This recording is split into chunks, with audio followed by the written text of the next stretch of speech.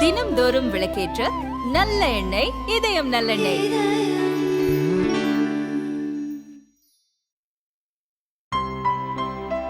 இனிமே கண்ணை மூடிட்டு கடலை எண்ணெய் வாங்கலாம். ஏன்னா மந்த்ரா கடலை எண்ணெய் இதயத்தின் தயாரிப்பு. கர்நாடகாவில் 2022 பாஜக ஆட்சியில் KS ஈஸ்வரப்பா ஊராட்சி வளர்ச்சி அமைச்சராக இருந்தார். இவர் வளர்ச்சிப் பணி ஒப்பந்தங்களுக்கு 40% கமிஷன் கேட்பதாக கூறிய கான்ட்ராக்டர் சந்தோஷ் பட்டேல் தற்கொலை செய்து கொண்டார்.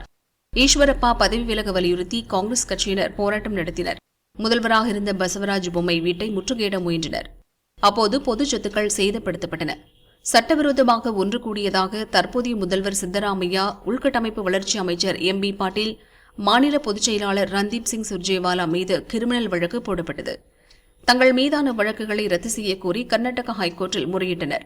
நீதிபதி கிருஷ்ணா S. தீக்ஷித் தலைமையிலான அமர்வு விசாரித்தது. அந்த மனுவை தள்ளுபடி செய்து உத்தரவிட்டது. முதல்வர் சித்தராமையா உள்ளிட்ட மூவருக்கும் தலா 10,000 ரூபாய் அபராதம் விதிக்கப்பட்டது.